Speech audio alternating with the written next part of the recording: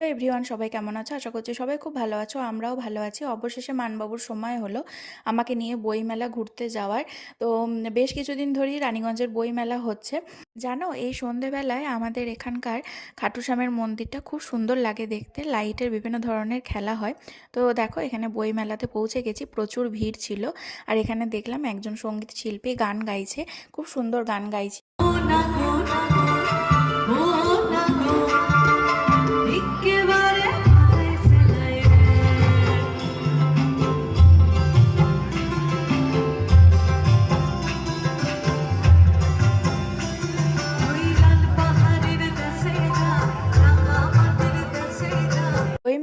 বইমেলার যে মেন আকর্ষণ, বইয়ের স্টলের পাশাপাশি এখন অর্ধেকটার বেশি খাবারের স্টলে ভর্তি থাকে।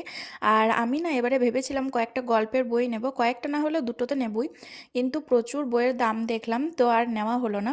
তো অনেকক্ষণ ধরে মানবাবু বলছে ঘাগরবুড়ি স্পেশাল চা খাবে।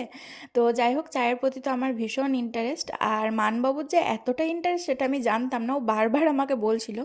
তারপরে আর থাকতে না পেরে বললাম যে চলো একে চাটাই খাওয়া যাক। তো বেশ ঘুরে কয়েকটা বইও দেখছিলাম। ঘরের মধ্যে কম্বলের তলায় বসে থাকলে মনে হয় যেন বাইরে প্রচুর ঠান্ডা, কিন্তু যেহেতু এই ভিড়ভাট্টাতে এসেছি তো এখন মনে হচ্ছে খুব গরম বাইরে।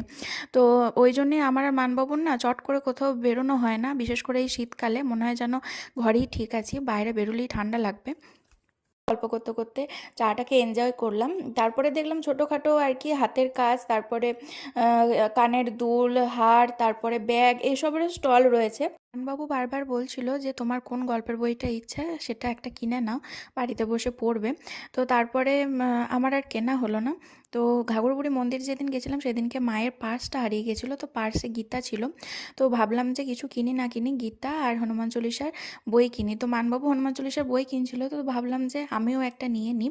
তো এগুলোই কিনেছি। আর এই প্রথমবার না আমি পাঁশকুড়ার চপ খাবো। তো গরম গরম দুটো মানবাবু পাঁশকুড়ার চপ নিল। তো মানবাবুর মোটামুটি লাগলো, কিন্তু আমি যেহেতু প্রথমবার খাচ্ছি তো আমার বেশ ভালোই লাগলো আর কি খেতে, খারাপ লাগেনি। তো তারপরে দেখলাম ইন্দ্রনীল সেন এসেছে, গান গাইছে, সংবর্ধনাও দেওয়া হলো।